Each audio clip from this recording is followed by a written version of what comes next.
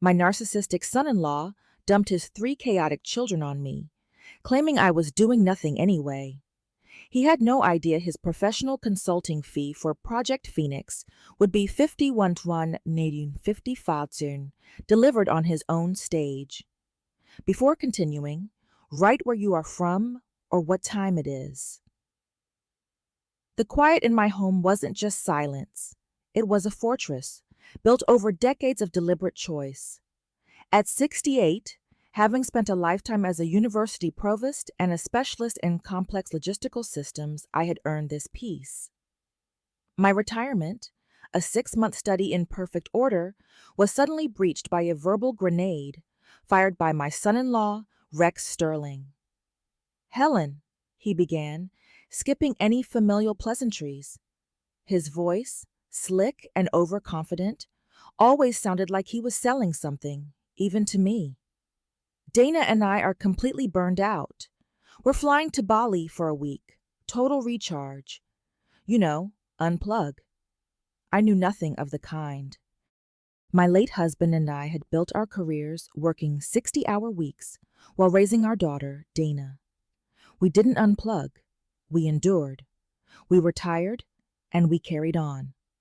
"We're dropping the kids off at your place in an hour," Rex continued, the words a statement of fact, not a request. A decision had been made, and I was merely a line item in his travel itinerary.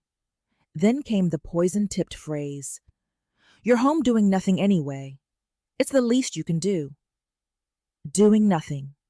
My entire legacy, the books, the educational systems I designed, the thousands of students I mentored, the university I helped run, all erased and replaced with that single dismissive verb. Before I could process the shock, he delivered the final insulting directive. "And don't call unless the house is on fire. We need a real break from parenting. No texts, no video calls. We're going completely off-grid." The click of the hung-up phone was sharp, like a gunshot. I slowly lowered the receiver. Rex saw me as a utility, a free, on-demand childcare service.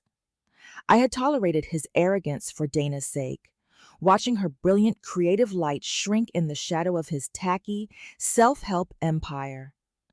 But this wasn't just a lack of respect. It was a fundamental miscalculation. He looked at a lifetime of strategic thinking and saw nothing.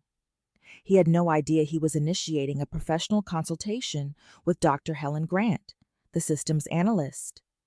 The invoice for this consultation, I decided, would be a thing of terrible, beautiful precision. He needed a break from parenting. I would teach him what the job actually entailed. 60 minutes later, a monstrous matte black SUV, a vehicle that looked more like an armored assault craft than a family car, screeched into my quiet driveway. The doors flew open, and chaos erupted. It was not a family arriving. It was a disorganized, frantic deployment. Dana emerged, looking stressed but impeccable, in an expensive linen suit, while Rex vaulted out, already barking into his phone. He was a CEO delegating an undesirable task, dressed for a luxury resort, sunglasses pushed back on his perfect hair. Then came the children. My 3 grandchildren, a tiny feral tribe of neglect. Caleb, the eldest at 10, was first. He moved with a hunched, shuffling gait, his face illuminated by the ghostly blue light of a tablet. His eyes never left the screen. He grunted when I said hello.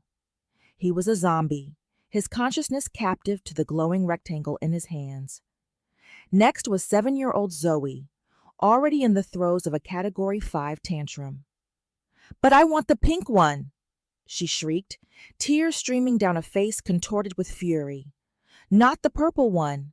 I hate purple!" She clutched a designer juice box, a tragicomic detail that spoke volumes. Finally, 4-year-old Elijah tumbled out, a whirlwind of untamed, sticky energy. His face and hands were smeared with chocolate. He let out a whoop of chaotic glee, spotted my prize-winning rose bushes, and immediately began trying to climb one, leaving brown smears on the pristine white petals. Rex ended his call. He walked to the back of the SUV, dumped 3 expensive-looking suitcases onto the lawn, and strode over. He gave me a brief, condescending peck on the cheek. "They're all yours," he said, already turning. "Their tablets are in their bags. Just keep them charged and they'll be fine. Easiest babysitting job in the world." Dana, her eyes wet with guilt and relief, mumbled a frantic, "Thanks, Mom. We just really need this. We'll call you from Bali." A promise I knew she wouldn't keep. They climbed back into their urban assault vehicle and sped away, leaving me on my front lawn with 3 miserable, chaotic children, their luggage, and a spreading violet juice stain on my blue stone walkway. Caleb was still staring at his screen. Zoe was screaming about my roses. Elijah successfully ripped a branch off a prize bush. I looked at the carnage. This was not a family. This was a failed state. And I, Dr. Helen Grant, had just been handed the mandate to intervene. I inhaled the humid air, thick with rose scent and sticky juice. The assessment phase had begun. I realized this wasn't child care, but a hostile system takeover. The first 24 hours were not a visit. They were a hostile occupation. My orderly sanctuary, where the arrival of a new academic journal was the height of excitement, became a high-decibel disaster zone. It was a living case study in catastrophic systems failure. I did not attempt to impose order immediately. My first duty as a strategist was to observe, to gather data, to understand the full scope of the problem. I moved through the day like a field researcher, a leather-bound notebook in my hand, documenting the operational dynamics of this small tribe. The findings were grim, painted in sticky jam and crayon on my previously immaculate walls. Caleb, the eldest, was a ghost in the machine. He had claimed the armchair in the corner of the living room as his territory and hadn't moved for hours. His tablet was a direct, constant, intravenous drip of digital stimulation. When I attempted conversation, I received monosyllabic grunts. His eyes locked on the flickering pixels. He was not just withdrawn. He was completely disconnected from the physical world. I announced lunch. He didn't register the sound until I physically stood between him and the screen. The look he gave me, pure, venomous resentment, was a physical stab. He ate his sandwich in 3 large, angry bites, and was back in his chair before I sat down. His system was complete sensory isolation. Zoe was a master of emotional terrorism. Her tantrums were not spontaneous outbursts of feeling. They were calculated, strategic maneuvers. She had been trained by a lack of consistent boundaries to understand that sufficiently loud and prolonged outrage was the most efficient tool for objective achievement. When I offered her healthy apple slices, she wanted the cookies on the high shelf. I calmly said, "Not right now." The tantrum began immediately. It was a commitment to shrieking, crying, and foot stomping that lasted an uninterrupted 20 minutes. Her operational system was simple: demand, escalate, and conquer. My jaw locked tight as the noise scraped against my nerves. I needed to move. Elijah, the 4-year-old, was a creature of pure, unadulterated chaos. He was not malicious, just a force of nature that had never been taught the basic laws of domestic physics. He saw my collection of antique glass paperweights, priceless Venetian pieces given to me by my late husband, not as art, but as balls to be thrown. He viewed the sofa cushions as a mountain to be scaled and conquered. He believed the walls of my hallway were a blank canvas for his sticky, jam-covered hands. In one afternoon, he broke one of the glass paperweights.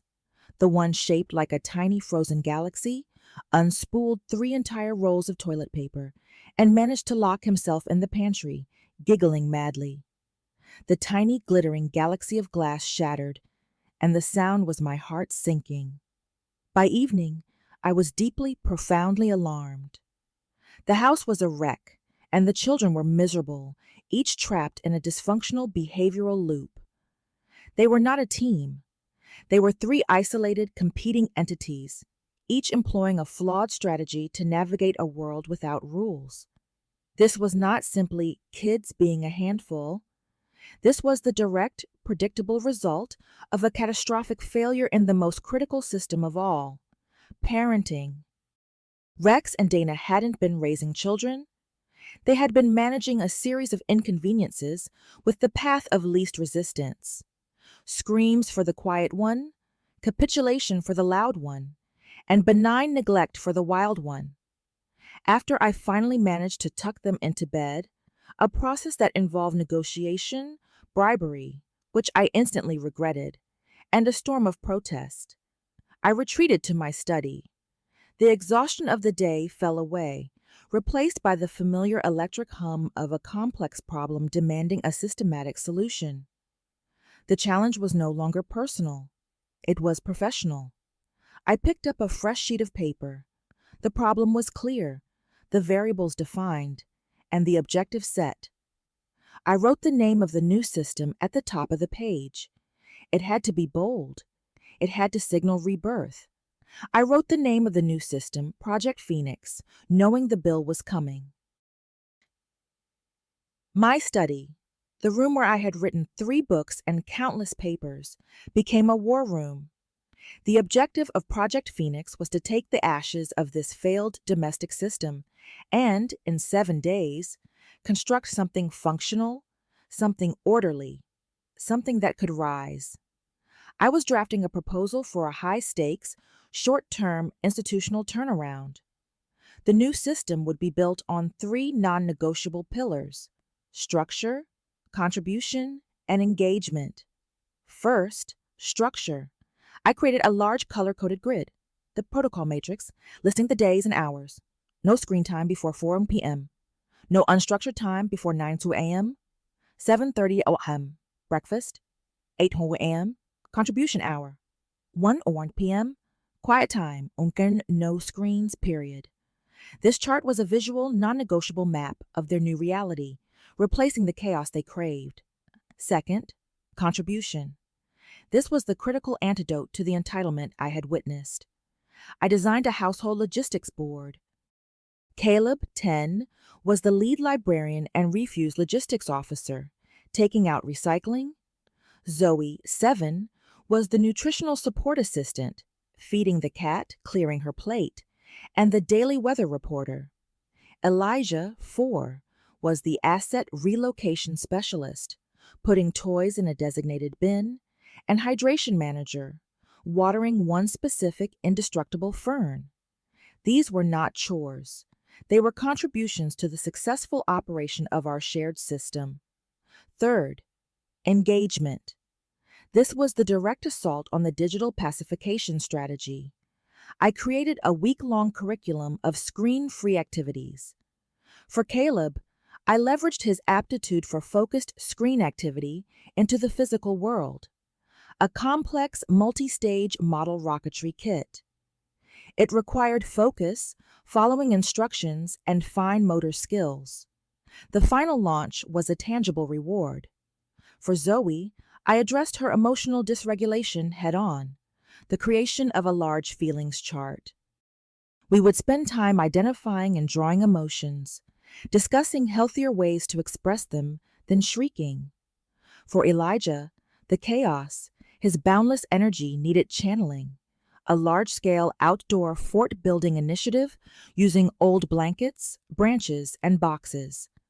The system reward was not based on demands, but on successful cooperative functioning. At the end of each day that the schedule was followed without major battles, a large puzzle piece would be added to a blank board.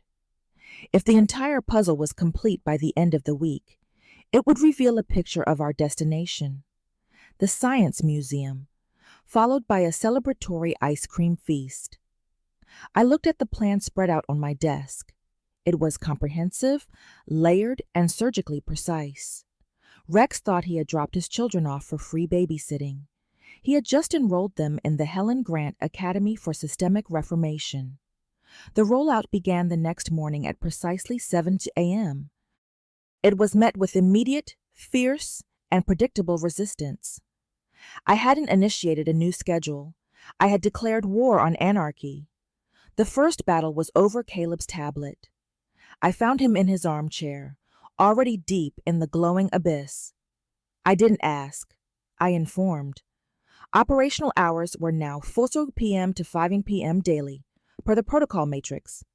When I gently but firmly took the tablet and placed it on a high shelf in my study, the meltdown was an implosion of silent, concentrated fury. He went rigid, pale, radiating pure resentment. He refused to speak. He refused breakfast. He sat there, a sullen, resentful statue. I did not engage. I simply continued, announcing the start of contribution hour. The second battle was with Zoe. She took one look at the cat food bowl. "That's yucky. I'm not touching it," she shrieked. "That is your contribution to our household system this morning," I stated calmly, consulting my clipboard. "No!" she screamed, her face contorting into its familiar mask. "And if you make me, I'll scream so loud all the windows will break." This was the critical moment. Capitulation was the old system. I knelt down. My voice was quiet but unyielding. "You have two choices, Zoe. You can make your contribution and feel proud, or you can spend the next block of time in the quiet corner until you are ready to rejoin our system. Screaming will not be a third choice." My pulse spiked as I waited for the inevitable. The tantrum began as promised. Instead of pleading, I stood, picked her up, and carried her to the designated quiet corner. "When you are calm and ready to contribute, you may rejoin us." The screaming continued for exactly 17 minutes. When it stopped, she tearfully, resentfully, put a tiny scoop of food in the cat's bowl. It was a victory. A new code was beginning to take hold. My quiet victory was confirmed when I found the evidence of their real agenda. The first 2 days were a blur of small, exhausting skirmishes. I was a combined force of drill sergeant, hostage negotiator, and Zen master. I followed the color-coded chart with the dispassionate precision of a computer executing code. Every tantrum that ended a minute sooner, every grudging act of compliance, was a sign that the new code was taking hold. The old chaotic system was dying, and a new logical one was slowly, painfully being born. On the morning of day 3, while the children were grudgingly engaged in the quiet time block, Caleb staring at the model rocket instructions, Zoe flipping angrily through a book, Elijah finally napping, I decided to tackle the disaster zone that was their luggage. Their suitcases, like their owners, were a testament to their parents' hands-off approach. Sticky, half-eaten snacks, mashed clothes, neglected, expensive toys. I was sorting through Caleb's backpack, a jumble of crumpled papers and leaking juice boxes, when my fingers brushed against a thick, glossy piece of cardstock. I pulled it out. It was a flyer, an expensive, professionally designed piece of marketing propaganda. The headline, in a bold, aggressive font, screamed, "The Pinnacle Summit." Beneath the headline was a picture of Rex, standing on a stage, arms outstretched in a messianic pose, a headset microphone at his lips. My eyes scanned the text. It was a fire hose of the empty, high-octane jargon he had built his career on. Synergize your success, monetize your passion, optimize your life. It was an advertisement for a high-priced 2-day hustle culture seminar, promising to teach aspiring entrepreneurs how to systematize their lives for peak performance. Then I saw the date. The grand coronation of Rex's self-proclaimed genius was scheduled for the very day they were due to return from Bali, Tuesday, September 17th. The hypocrisy of it was a physical blow, a stunning, shameless act of fraud. His break from parenting was not a restorative vacation. It was a high-profile business trip. He hadn't outsourced his children for his well-being. He had done it for his brand. The children were an inconvenience, an obstacle to the flawless, unencumbered image of success he was selling. A cold, clear, and absolutely diamond-hard anger settled in my chest. This was not the hot, messy anger of a grandmother. It was the righteous fury of a lifelong academic who had discovered world-class intellectual fraud. He was not just a bad parent. He was a charlatan. The entire scope of Project Phoenix shifted. My initial plan had been a private lesson, an invoice delivered in the mail. This discovery demanded more. This was not a private matter. This was a public fraud, and public frauds demand a public reckoning. I put the flyer down and reached for my laptop. I needed data. I needed to know the scale of the stage he had chosen. I found the event website for the Pinnacle Summit. It was massive. A 2-day, sold-out event hosted by the Executive Dynamics Group, EDG, with ticket prices ranging from USD 800 for basic admission to several thousand for VIP access. Rex was listed as the closing keynote speaker. His fee for this one address would easily cover the cost of their recharge trip.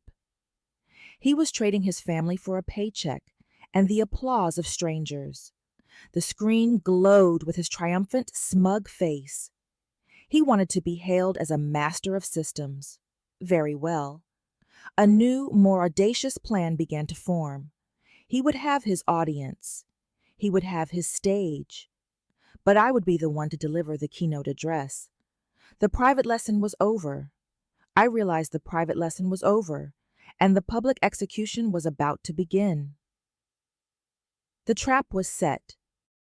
Now I needed a high-leverage tool, an ally who could bypass the usual channels and insert me into the summit's schedule like a surgical strike. I sat in my study, the glow of Rex's online fraud illuminating my face, and made a single phone call.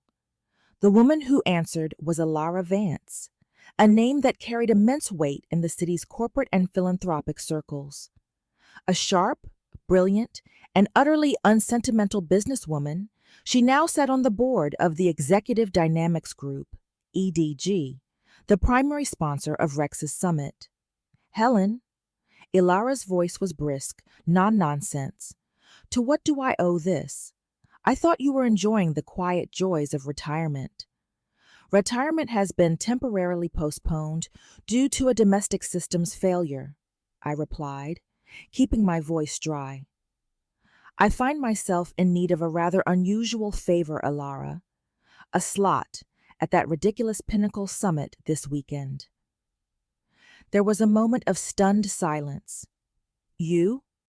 Helen, you haven't given a public address since your retirement gala, and you want your grand return to be at a hustle culture seminar. I have a case study I'd like to present, I explained, coolly professional. It's a fascinating look at a rapid, high-stakes system implementation. Project Phoenix. It's about taking a failing, chaotic, deeply inefficient system and turning it into a thriving, productive one in just 7 days. Highly relevant to an audience of entrepreneurs. It's all about results. Alara was sharp.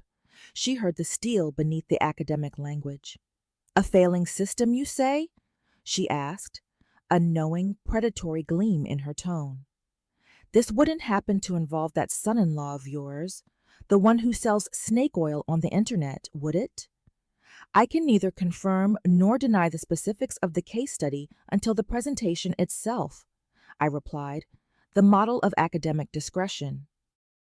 But I can promise you it will be the most talked about session of the entire summit, a masterclass in accountability.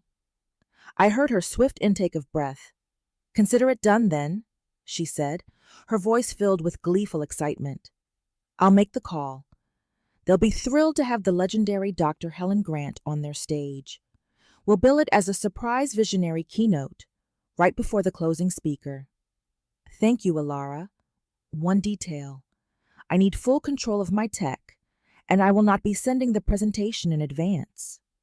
She chuckled. Standard terms for a legend, Helen. Send my office your bio and your requirements. And Helen, break a leg. The ambush was officially in motion. The trap was set.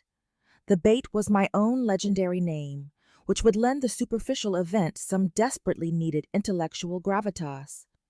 The unsuspecting organizers would have no idea they were about to host a live public demolition. With the keynote secured, I spent the rest of the evening formalizing my data.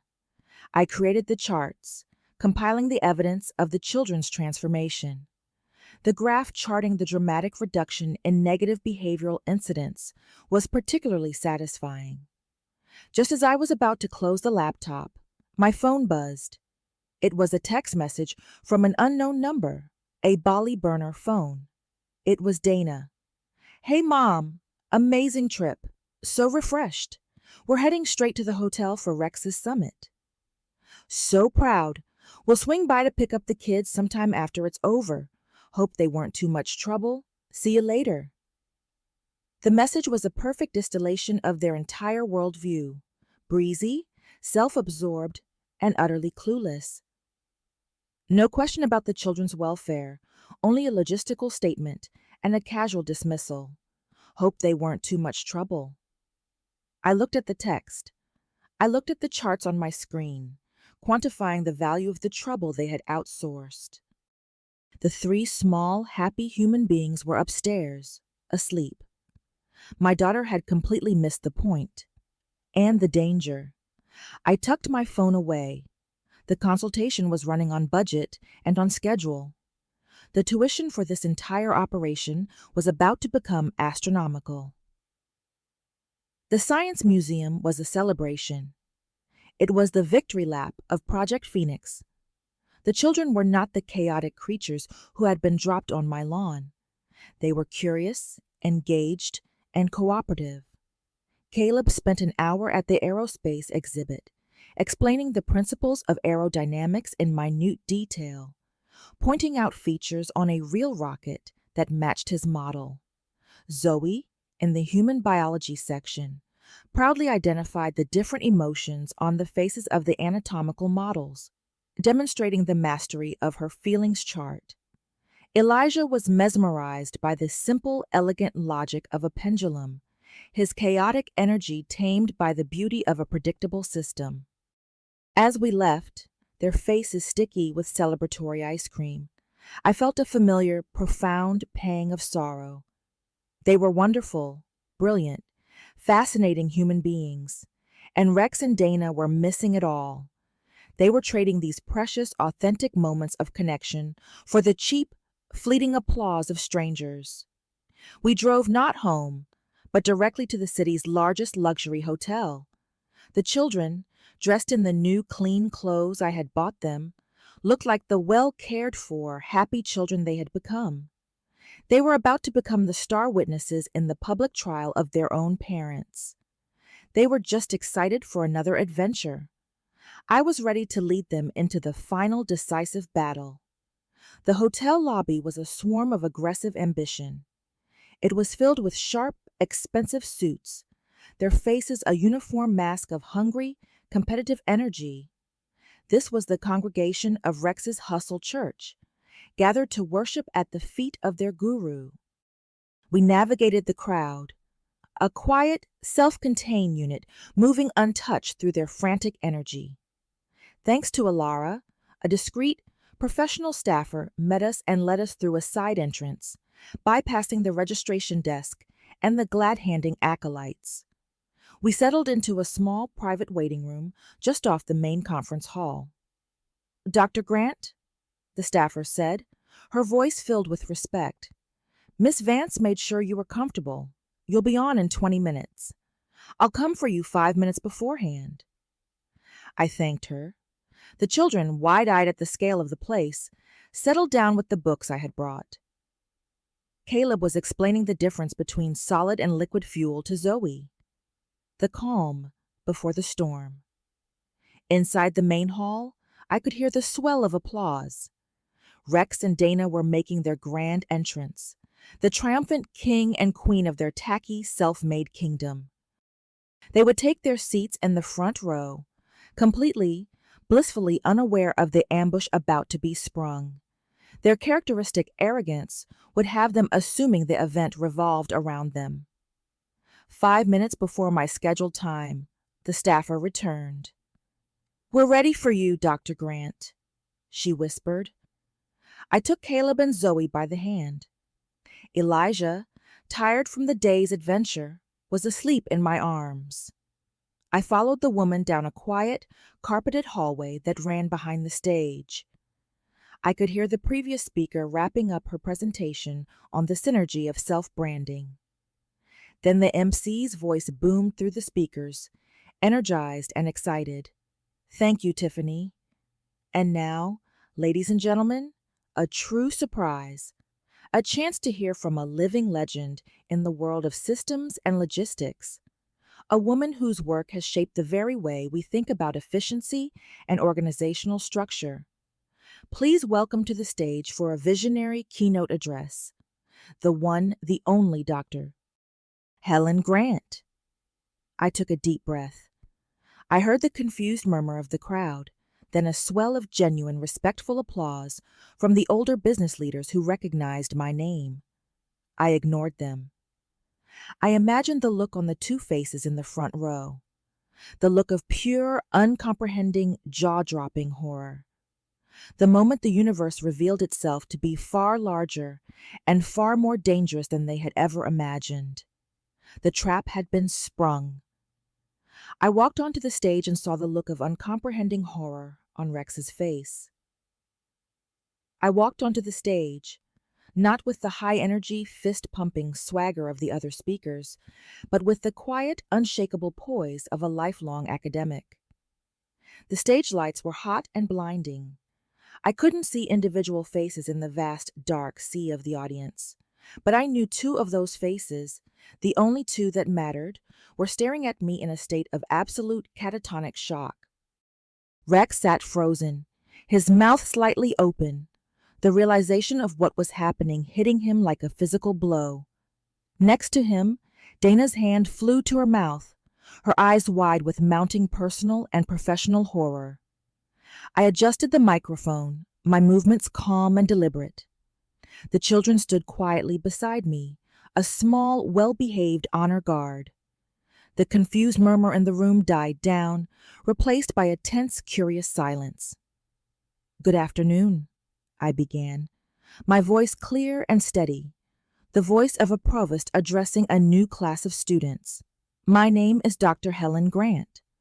For 40 years, my professional life was dedicated to the study of systems, logistical systems, educational systems, organizational systems. I have always believed that any system, no matter how complex or how chaotic, can be understood, analyzed, and optimized." I paused, letting the academic language settle. This was not the usual motivational fluff. This was a clinical presentation.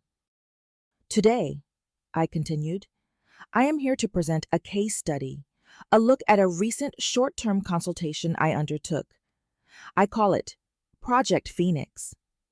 The first slide of my presentation clicked onto the massive screen behind me. Project Phoenix, a case study in applied systems and rapid turnaround.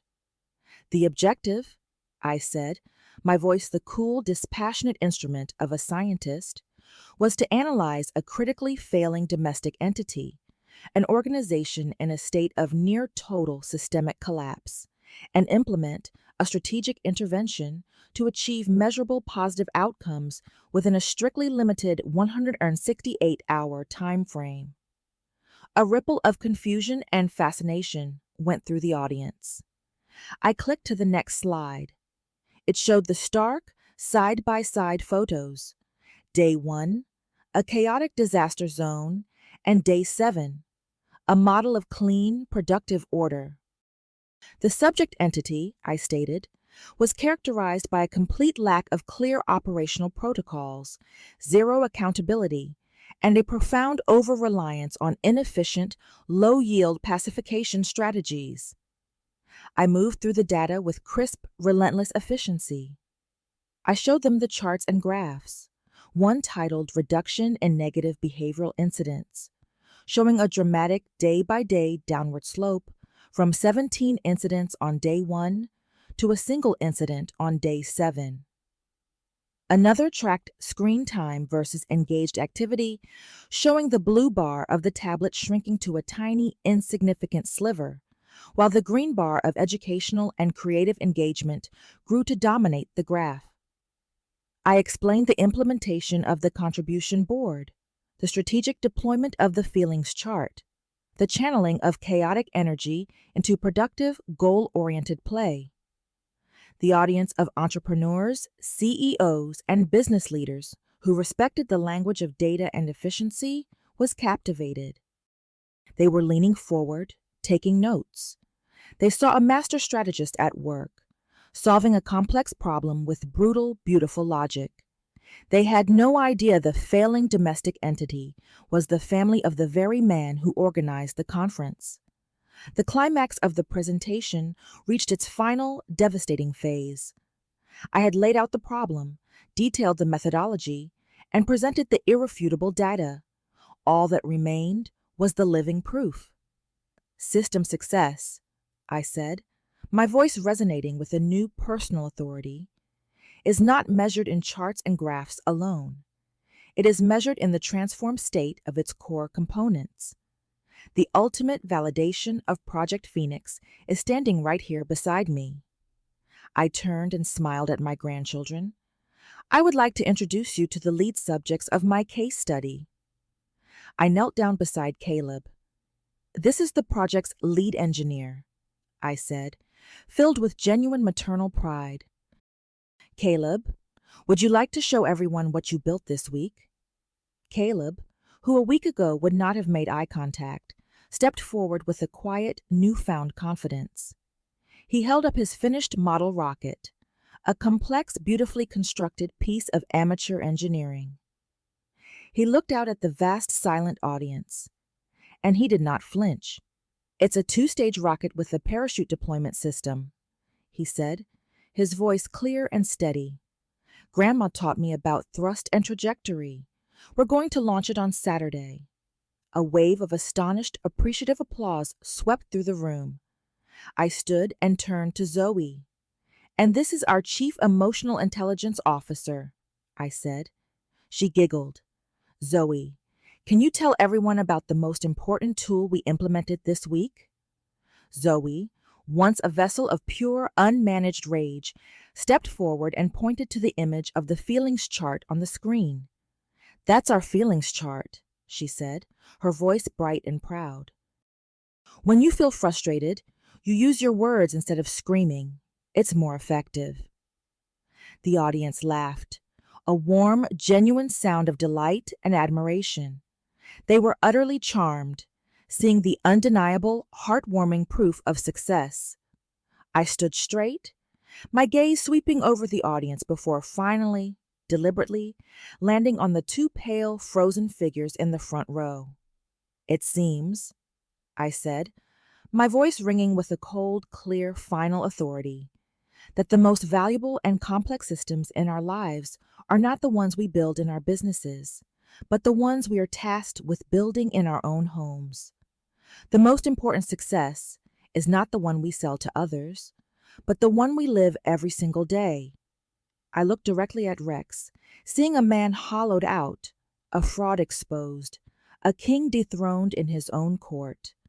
My daughter Dana's face was a mess of silent, streaming tears. The full public cost of her weakness and complicity had finally crashed down upon her. My consultation was complete. The verdict had been delivered. All that remained was the sentencing. I picked up the crisp, cream-colored portfolio from the lectern and held it up for the audience to see. My work on this project was conducted pro bono, I said. However, for the purposes of quantifying the value of such an intervention, I have prepared a full, itemized invoice for my consulting services. I held up the crisp, cream-colored document for the entire room to see.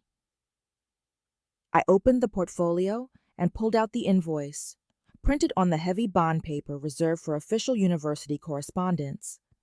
I placed it deliberately on the lectern, the final 5-figure sum facing out towards the vast audience. "This," I declared, my voice echoing in the stunned silence of the conference hall, "is my fee." The final number, 51.55, printed in bold, uncompromising font, was a devastating final punctuation mark. The silence held for a heartbeat, a moment of collective, stunned disbelief. Then the room erupted. It was not polite applause, it was a roar, a spontaneous, thunderous standing ovation that seemed to shake the very foundations of the building. They were cheering for a public execution. The true leaders and entrepreneurs in the room had recognized the charlatan in their midst, and they were celebrating his spectacular, brutal unmasking. The raw, undeniable power of authentic expertise over hollow, self-promoting hype. Photographers, sensing the kill, rushed the stage, their flashes creating a strobe-like chaos. Their cameras were not aimed at me, but at the invoice on the lectern, the price tag a tangible symbol of the value of the nothing Rex had so arrogantly dismissed. Rex Sterling's brand, his entire carefully constructed identity, was not just damaged, it was annihilated. He was a fraud, a hypocrite, a man who sold systems for success he couldn't even implement in his own home. He would be a laughingstock for years. He and Dana were trapped in the front row, a tableau of pure personal horror. Rex sat frozen, professionally eviscerated. Dana finally broke down completely, her body racked with the kind of deep, gut-wrenching sobs that come from absolute, soul-crushing regret. Faced with the collapse of her husband's career and the public revelation of her own profound failure as a mother. I did not wait for the applause to die down. My work was done. Justice, in its most precise and theatrical form, had been served. I turned away from the adoring crowd, away from the flashing cameras, away from the wreckage of my daughter's life, and focused on the 3 children. We walked off the stage, not into the pandemonium of the conference hall, but out the same quiet, discreet side exit we had entered. We left the noise, the chaos, the entire fraudulent world behind us. The staffer, utterly discreet, led us to the loading dock. I had just buckled Caleb into the car when a figure rushed out from a service door. It was Dana. She was a wreck, her expensive suit rumpled, her face blotchy, streaks of mascara running down her cheeks.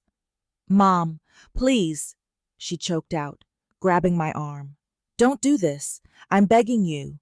Just tell them it was a prank. It's over. Rex, his sponsors are pulling out. We're ruined.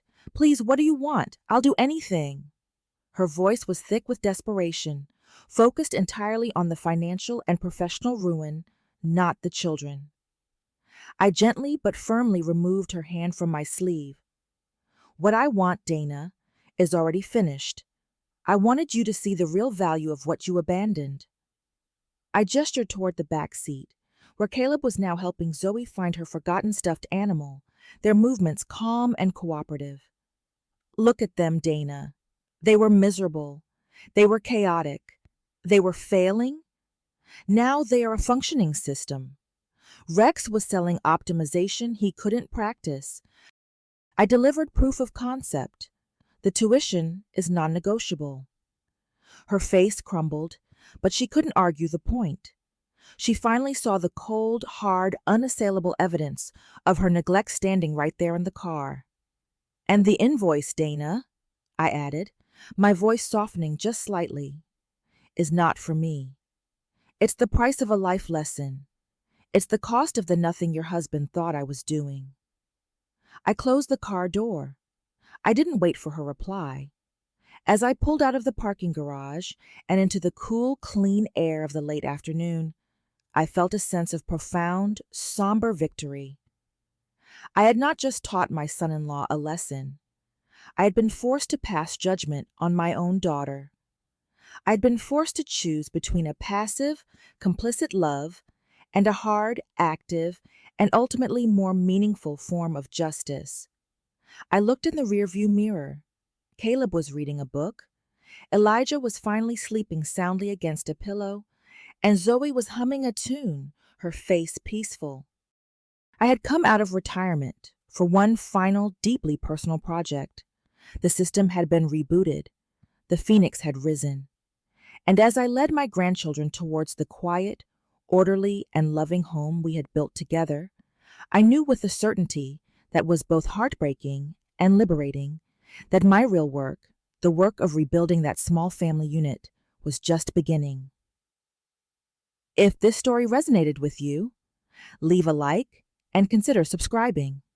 You can also drop any comment below, even just one word. Maybe tell me where you're watching from, or what time it is right now. Sometimes one word is enough to say you were here.